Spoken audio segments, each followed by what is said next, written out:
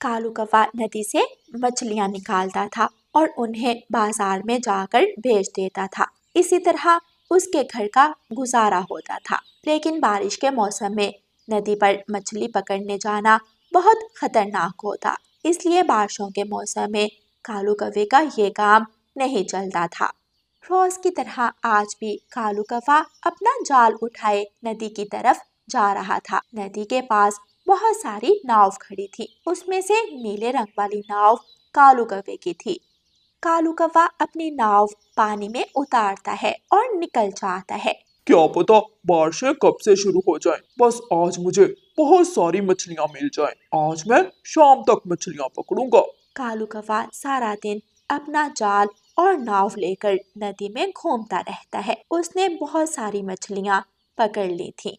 शाम हो जाती है और कालू कौवा मछलियों को एक गठरी में डालकर बाजार पहुंच जाता है। आज तो बहुत सारी मछलियाँ पकड़ी हैं मैंने। सुनो, इस थैले में से सारी मछलियाँ निकाल लो और एक मछली थैले में ही रहने दो। मैं अपनी पत्नी के साथ घर जाकर खाऊंगा। दुकानदार थैले में से एक मछली छोड़कर बाकी मछलियाँ निकाल लेता है। आज कालू कौवे को बहुत सारे पैसे मिले थे। कालू कौवा अपना थैला उठाता है, पंख में छुपाता है और घर को उड़ता है।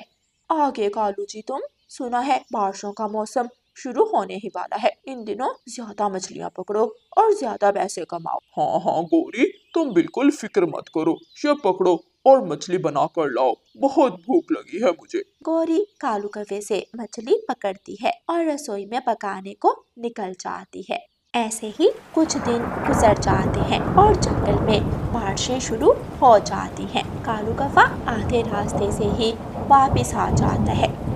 कालू जी, अभी तो कुछ पैसे ही जमा हुए थे और ये बारिशें शुरू हो गई। अब हम क्या करेंगे? गौरी, तुम पहले ही क्यों बोलने लगती हो? समय आएगा तो देखा जाएगा। कुछ और दिन गुजर जाते हैं। दिन गुजरने के साथ साथ गौरी कौवी कालू कौवे को और भी ज्यादा बातें सुनाने लगी थी। मैंने कहा था कि ज्यादा मछलियाँ पकड़ो, ज्यादा पैसे आएंगे। अब देख लो, बारिश तो रुकने का नाम ही नहीं ले रही। लगता है बारिशों में भूखे मरेंगे हम दोनों। कालू कौवा गौरी के तानों से तंग आकर घर से निकल आता है और एक पेड़ की शाख पर आकर बैठ जाता है। अब इसमें मेरा क्या दोष है? मेरा काम बारिश के मौसम में नहीं चलता। तभी कालू कौवे को सामने से कबूतर आता हुआ नजर आता है। कबूतर कालू कौवे के पास आता है।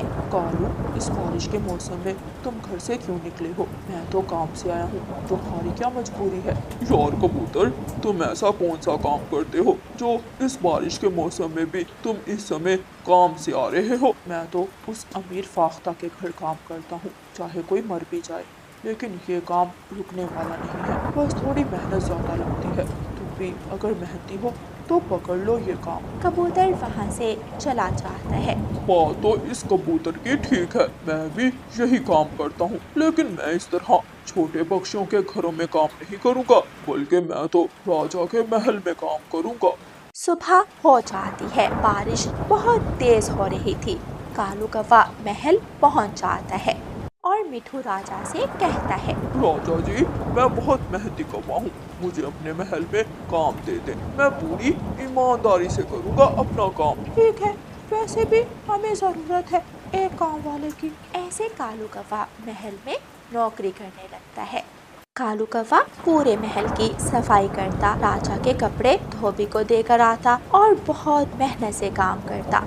कालू कौवे का काम ज्यादा था और भगाड़ कम, इसलिए अभी भी कालू कौवे की पत्नी गौरी कौवी कालू कौवे से खुश नहीं थी।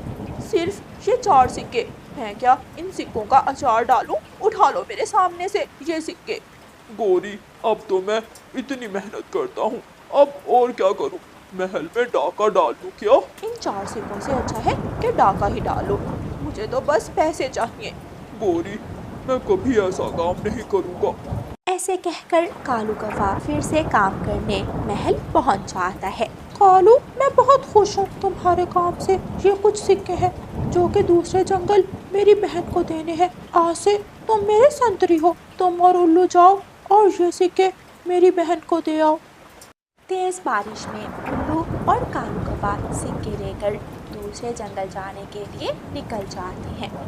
रास्ते में उल्लू कालू कौवे से कहता है, देखो कालू, मुझे पैसों की बहुत ज़रूरत है, हम इसमें से कुछ सिक्के निकाल लेते हैं।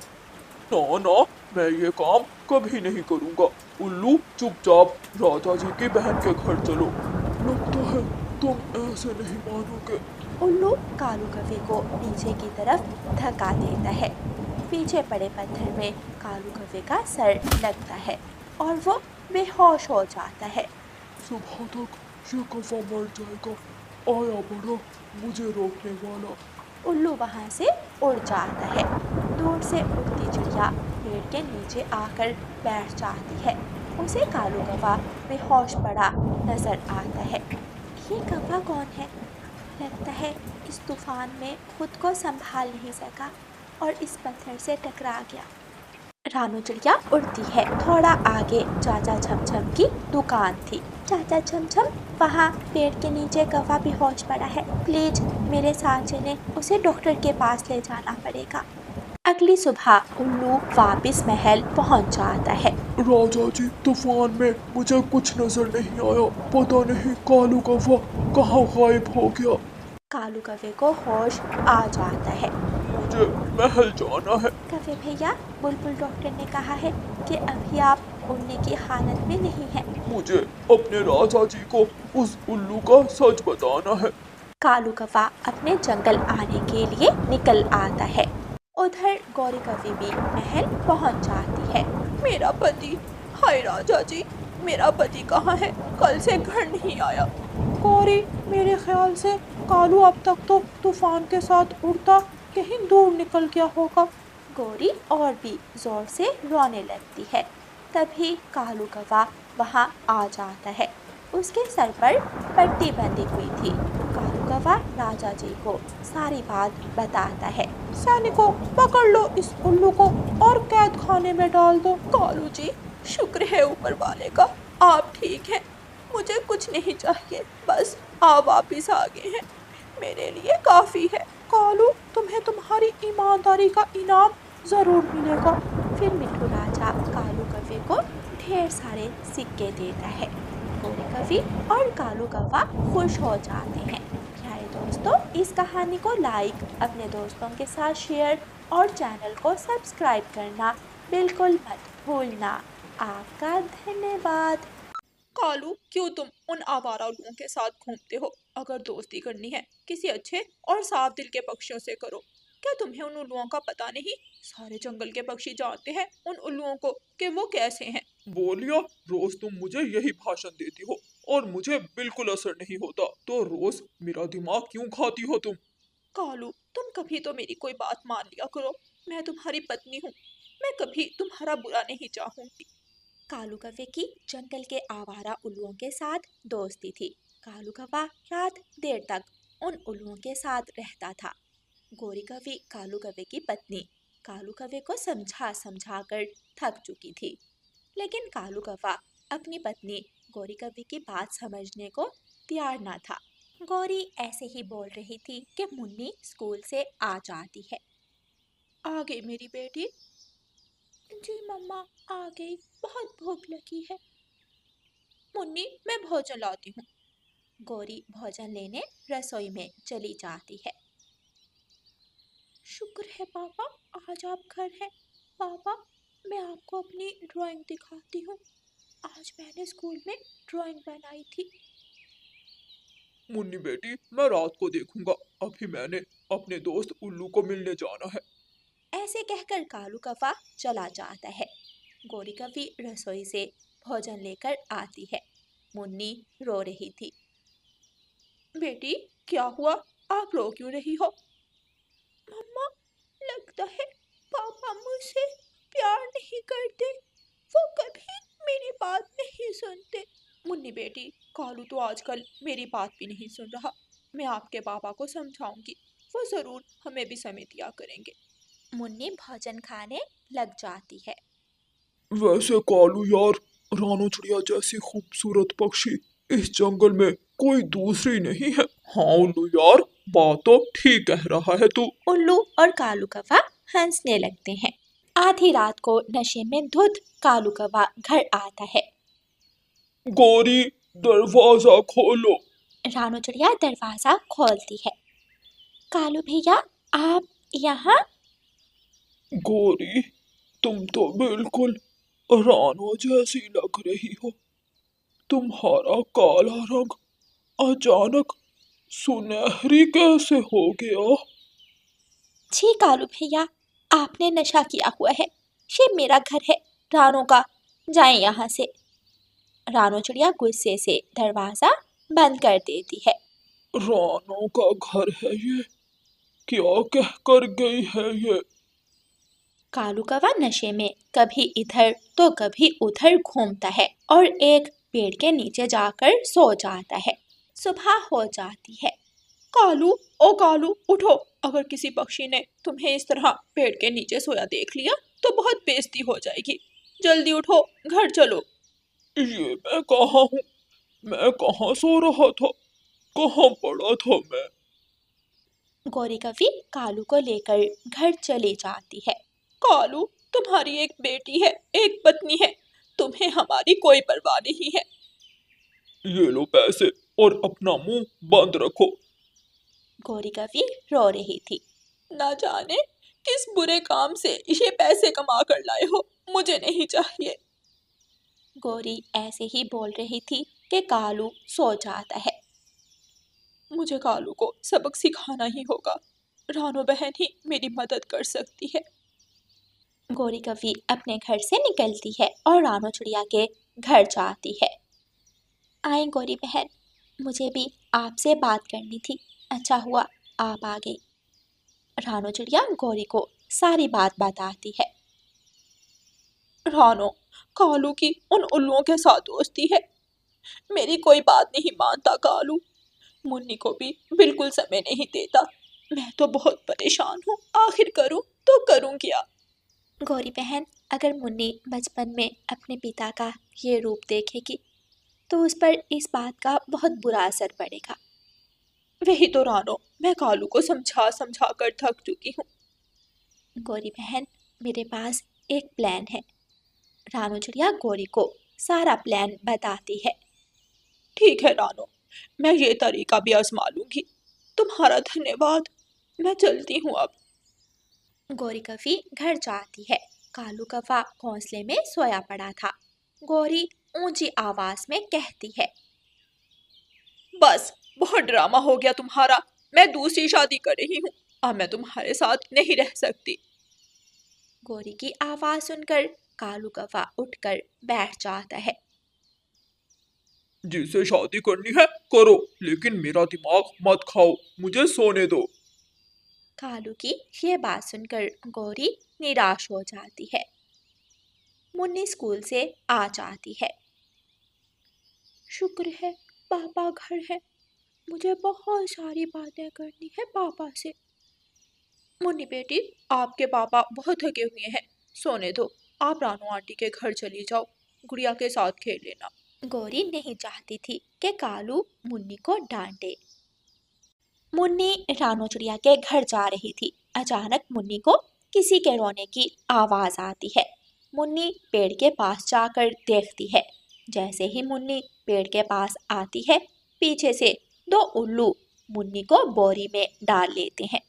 चलो भाई, आज का शिकार मिल गया। चलो चलते हैं बॉस के पास। शाम हो जाती है, लेकिन मुन्नी अभी तक घर नहीं आई थी। मुन्नी अभी तक घर नहीं आई। मैं खुद जाकर ले आती हूँ। कालू कौवा अपने दोस्तों के पास बैठा गप्पे लगा रहा था। कालू यार, एक नया बिजनेस है। आज पहला शिकार तो आसानी से मिल गया था। देखते हैं अब कितने पैसे मिलते हैं। कौन सा बिजनेस उल्लू दोस्त? बॉस को कुछ बच्चे पक्षियों की जरूरत है। मेरी नजर में भी 2-3 बच्चे हैं। हमें तो पैसों से मतलब है। तीनों हंसने लग जाते हैं। रानो, ये क्या कह रही हो? मुन्नी तो जैसे ही स्कूल से आई थी, मैंने उसे तुम्हारी तरफ भेज दिया था। गौरी बहन, लेकिन मुन्नी तो मेरे घर आई ही नहीं। मेरी बच्ची कहाँ गई होगी? गौरी रोने लग जाती है। गौरी बहन, हम कबूतर भाई के घर जाकर पता करती हैं, आप परेशान मत हो। गौरी कवि और रानो चिड़िया कबूतर के घर जा रही थी कि उन्हें एक तरफ से कालू और उल्लुओं के हंसने की आवाज आती है। रानो, ये तो कालू की आवाज है, रुको मैं कालू को भी बता दूं। गौरी कवि कालू कवि के पास जाती है। कालू, दोपहर से मुन्नी गायब है, जल्दी चलो ढूंढो मुन्नी को। कालू के चेहरे से हंसी गायब हो गई थी। क्या कह रही हो, कहाँ है मुन्नी? कालू, मुन्नी रानो के घर नहीं पहुंची, हम कबूतर के घर जा रही हैं पता करने। अच्छा यार कालू, हम चलते हैं। मेरी बेटी खो गई है, मेरी मदद करो। तुम दोनों कहाँ जा रहे हो? यार, तुम्हारे घर का मसला है, तुम जानो हम क्या कर सकते हैं। रुक जाओ तुम दोनों, वो पक्षी कहाँ है? कौन सा पक्षी? जाओ कालू, अपनी बेटी ढूंढो। उल्लू, मुझे मेरी बेटी चाहिए, मुझे बताओ तुमने मेरी बेटी के साथ क्या किया? हमारा दिमाग क्यों खराब कर रहे हो, जाओ यहाँ से। कालू उल्लू को चोंच मारने लगता है। गौरी भी दोनों को चोंच मारने लगती है। बताता हूँ, अभी वो पक्षी मेरे घर पर ही है। कालू कौवा, गौरी कवि और रानो चिड़िया उल्लुओं के साथ उनके घर जाती है। रानो चिड़िया जल्दी से बोरी खोलती है। बोरी में मुन्नी थी। मुन्नी बेहोश हो गई थी। कालू भैया, मुन्नी को जल्दी उठाएं, बुलबुल डॉक्टर के पास लेकर चलें। कालू कौवा मुन्नी को उठाता है और बुलबुल डॉक्टर के पास ले जाता है। ऑक्सीजन की कमी होने की वजह से मुन्नी बेहोश हो गई थी, लेकिन चिंता की कोई बात नहीं है। गौरी, मैं बहुत शर्मिंदा हूँ, मुझे एहसास हो गया है। मुझे तो ऐसे लगा जैसे मैंने अपनी बेटी को खो दिया।